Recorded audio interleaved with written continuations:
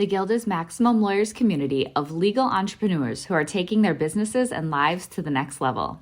As a Guild member, you'll build relationships, be held accountable, and learn strategies specifically designed to get you unstuck and accelerate your plan for growth. Members are also granted exclusive access to masterminds hosted around the country. Our next event is coming up, and we're heading to Scottsdale, Arizona. There's something truly magical about the power of these in-person connections where real-time breakthroughs happen. Picture this. You're surrounded by like-minded law firm owners tackling your business and mindset challenges together. The energy is electric, the insights are transformative, and the results are game-changing. Investing in yourself is the best decision you'll ever make. The knowledge, strategies, and breakthroughs you'll gain are priceless assets that will supercharge your practice and propel you forward. Join the Guild and secure your ticket to Scottsdale at the best possible price by visiting maxlawevents.com. I think lawyers are resistant to creating systems because it takes time, and you have to edit it 5 times because we're all type A, and it takes a lot of work. But then you realize the time you save in not having to retrain to hand someone a system is wonderful, and it saves time and then makes your law firm more efficient. So you can really maximize your scale and reproduce departments if you systematize most things in your office. Run your law firm the right way. This is the Maximum Lawyer Podcast. Your hosts, Jim Hacking and Tyson Mutrux. Let's partner up and maximize your firm. Welcome to the show. Welcome back to the Maximum Lawyer Podcast. I'm Jim Hacking. And I'm Tyson Mutrux. Jimmy, we have an awesome guest today. Pretty cool. I'm going to do a brief introduction of him, and I'm going to let him introduce himself. His name is Craig Goldenfarb. He is the owner and the founder of the law office of Craig Goldenfarb. Also, you present the 7-figure attorney, which is pretty awesome. You have 50 employees with your firm. You really have an awesome machine going. Can you introduce yourself and let people know a little bit about you? Sure, guys. Thanks for having me on. My name is Craig Goldenfarb. I'm an attorney in West Palm Beach, Florida. That's about an hour north of Miami on the East Coast. And I've been practicing as a plaintiff's personal injury attorney for about 22 years. And I started plaintiff's PI right out of law school, amazingly. I never did defense. I started out in Miami for a few years and then moved up to West Palm Beach. I started my own law firm about 15 years ago in 2002 with 1 employee. And through what I call kind of a business mindset, I grew to where I am today, which is over 50 employees. I have 6 attorneys in-house, including myself, and 7 different departments. I like to say that I'm set up like a corporation because that is how I am set up, with departments and department heads that report to me. And I was mentored at an early age by another PI lawyer here in Florida who really taught me at the same time how to run a business and how to be a lawyer. So I really credit mentorship with my learning early on. And I grow about 20% a year, despite my wife's request that I stop growing. Craig, we're really excited to have you on the show. We're both trying to grow our firms, and I'm going through some growing pains right now. What do you think accounts for the fact that you had that growth mindset at the beginning? How did that get started? How did you go from 1 employee to 4 and then to 10 and then to 50? Sure. I think the answer really is systems. And it's looking at your firm as an organism with different parts that needs to be set up so that everything that is repeated becomes a system. And a lot of corporations run their companies like that, but most law firms don't. They'll retrain new employees over and over again without creating a system. And I think lawyers are resistant to creating systems because it takes time, and you have to edit it 5 times because we're all type A, and it takes a lot of work. But then you realize the time you save in not having to retrain to hand someone a system is wonderful, and it saves time and then makes your law firm more efficient. So you can really maximize your scale and reproduce departments if you systematize most things in your office. Craig, that's actually a really good segue into actually our topic of the day. Our topic is procedure to profit, creating structure and systems, which is something you're going to talk about in your 7-figure attorney summit, which we'll talk about a little bit later. But what's your onboarding process for employees so that they know your systems? Well, it starts with the interview itself. When we talk to employees, I frankly ask them, I do a lot of the interviews of the department heads now, not the other staff. But we actually ask them, their personality type. If they're type A, if they're organized, we ask them magic questions like, what does your closet look like at home? To see if they have all their stuff color organized. We ask a few what we call the secret questions to see what type of personality they have, because we really focus a lot on organizational skills. So our onboarding process starts at the interview and asking them some questions about how they conduct their workflow. If you send out a letter, do you diary 30 days for a response, or do you just think you're going to remember? How do you diary it? What is your existence system? An existence system is either your to-do list or your on your computer or your handwritten to-do list. So we ask about existence systems, and if people don't have one, either for their personal life or for their office life, that's a big red flag.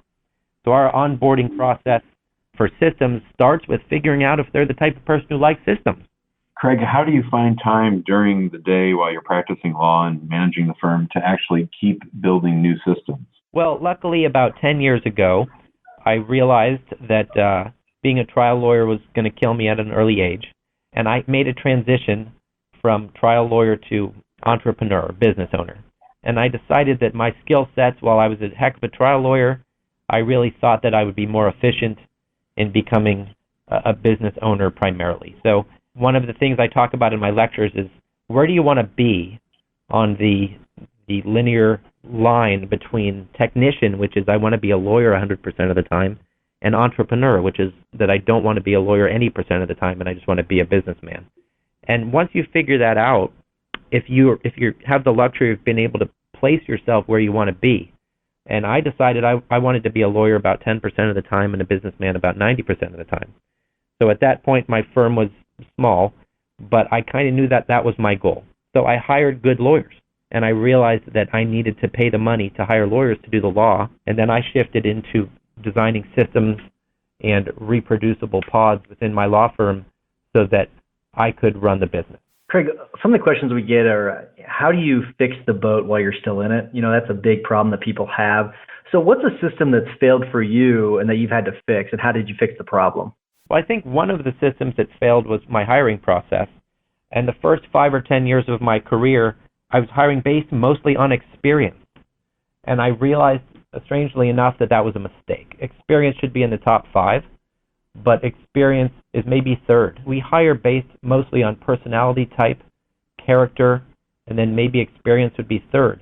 A great example is my marketing director. Great guy who's been with me several years and has turned into a superstar, but he didn't have a lot of legal experience. But what I realized many years ago is that the skills for marketing director may be differentiated between the product, and the product in this situation is legal services. Yet my marketing director came in with so many skills that I knew they'd be transferable into the legal sector.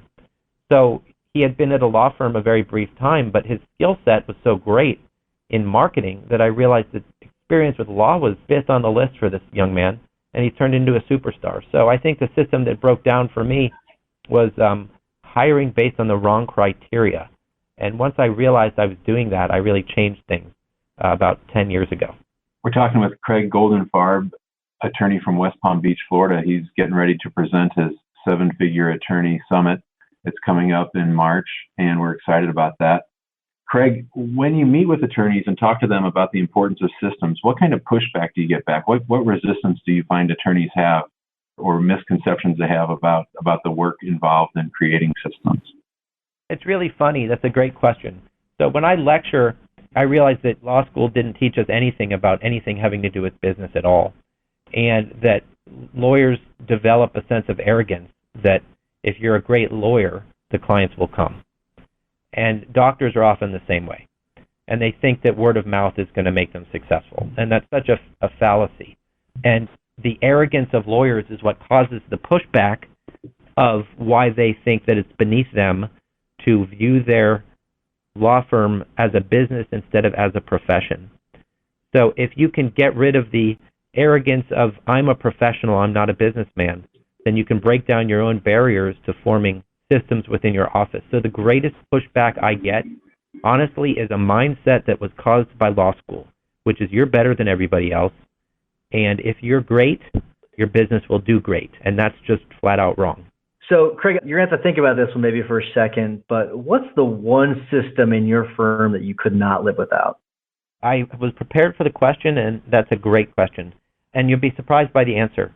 The system in my firm that I could not live without is what I call my employee recognition system. And it's a structuralized procedure for making sure that all 50 people in my office feel cared for. And I have about 20 or 25 elements to that. And the reason I've done this in studying through the last 20 years about why people work is that money is certainly in the top 5, but it's not usually number 1. People want to feel a part of something. People want to trust their boss, respect their boss. They want to feel like work is a palace, is a place where they're honored and respected and listened to. So I've developed with my wonderful office administrator an employee happiness survey. We have a Dream Manager program that comes from a great book called The Dream Manager. We have at least 10 firm events of various cost and duration during the year. We have Team Member of the Month. We have parking spaces given to Team Member of the Month. I could go on and on. We have over 20 or 25 systems in place for making our employees feel a part of something. And that leads to incredible loyalty, incredible dedication, but more importantly, it leads to an incredible work product, which is that you don't have to worry about them being on their cell phones or taking 2-hour lunch breaks if they really feel like they belong at work. So the way I treat my people is the one system that's most important to me.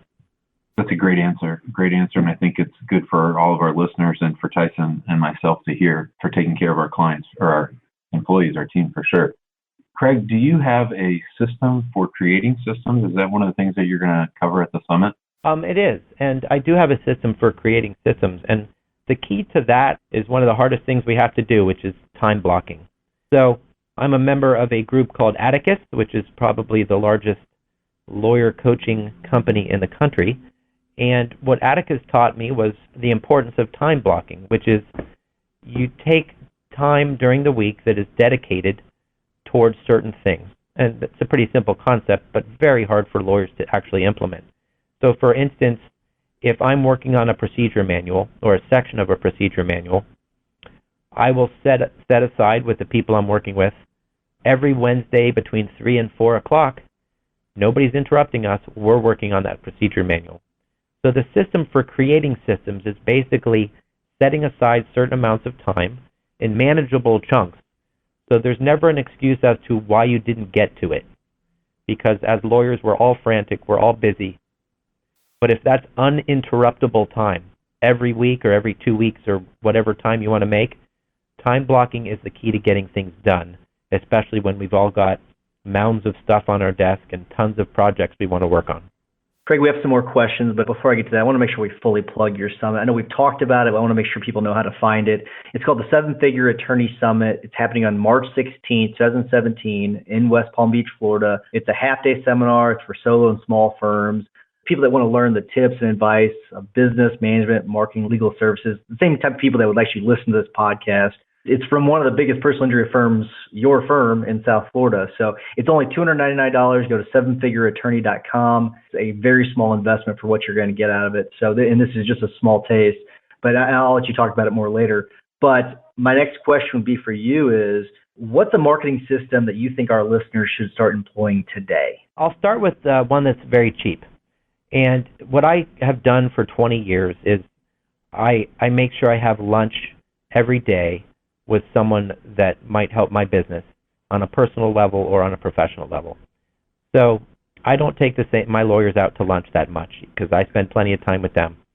So I have a person in charge at my office of setting up lunches, and I'm booked for the next 2 months, not because I'm so important, but because I want to make sure that my lunches are used efficiently and that every lunch is important and is someone who could help get me cases or help me in my career, or just for me to continue an existing relationship. So there's a lot of lawyers who work through lunch, and I am a big proponent of not doing that. The value of getting out of the office mentally and emotionally is tremendous. The value of getting away from behind your desk is tremendous for your health. You know, I go out and try to eat something healthy if possible, but I go out every day for at least an hour, maybe an hour and a half, and it's with a doctor or a lawyer or a vendor or someone important to me as a new relationship or as an existing relationship. And that is a cheap way, especially if you split lunch. Now, these days I always treat, but I started out where, you split the cost of lunch, you go out, you get to know somebody. And there are several studies that show that it takes someone 7 touches or 7 interpersonal connections before a person trusts you. So the one-time lunch is an absolute losing proposition. So the reason I'm so busy with lunches is I believe that I've got to touch them several times and get to know them so I know their kids' names, I know what they do, I know what their hobbies are after several lunches.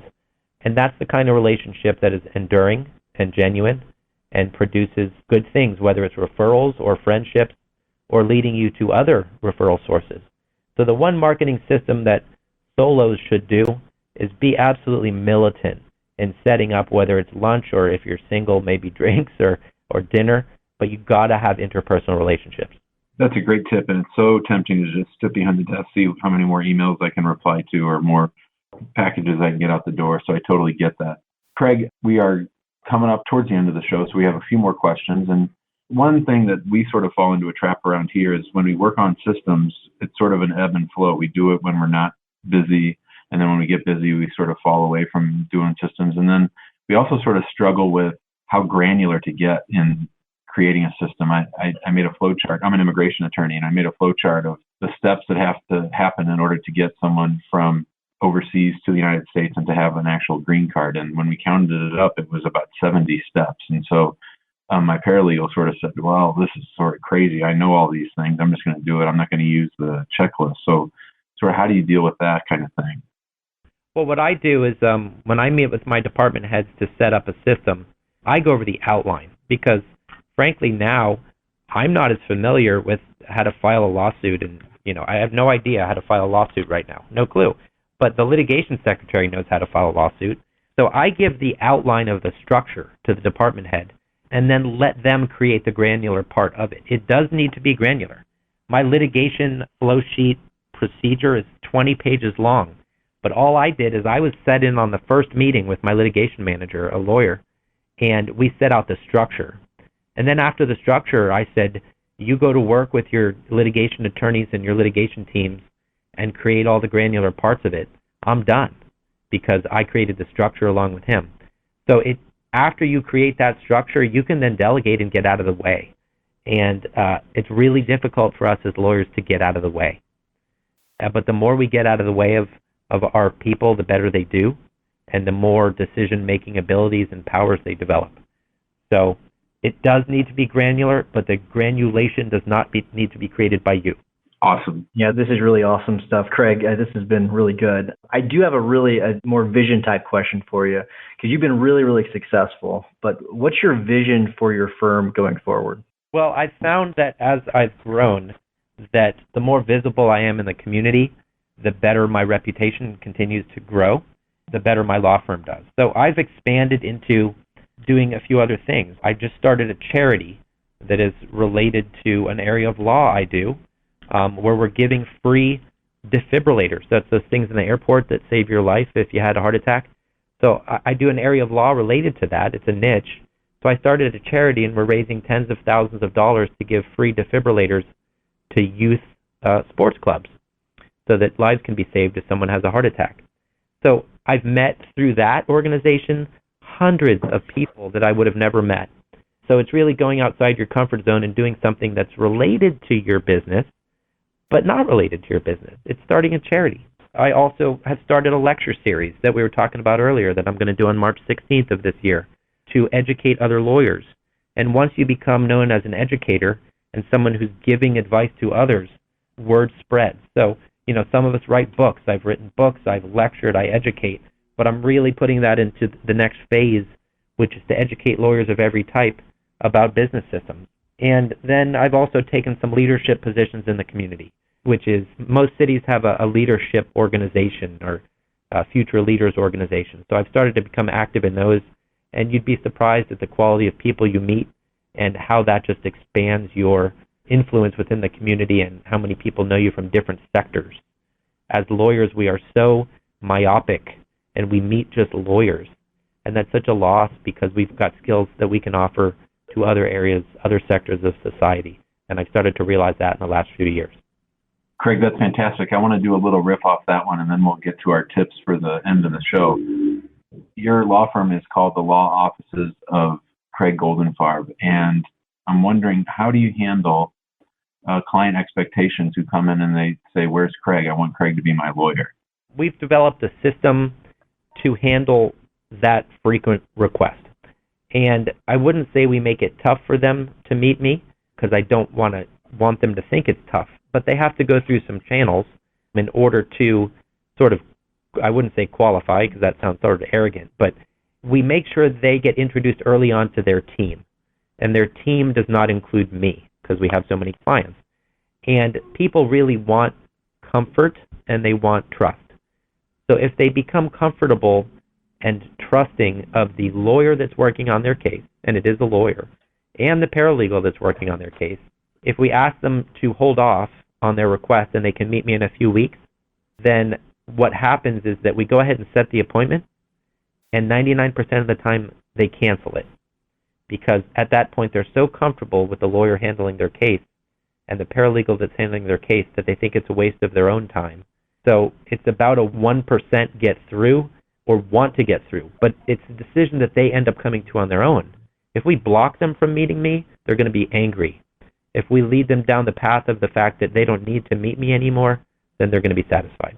That is such a great answer. Yeah, it really is, because Jimmy, this is something that we started in the last few weeks where we started introducing everybody on the team so that not everybody wanted to speak to me all the time. So what Craig's saying is great. Introduce the team. It has been a huge reduction in the amount of time I've had to actually deal with clients. So that's great. All right, so I have sort of two hacks this week. Number one is you should go to the 7-Figure Attorney Summit.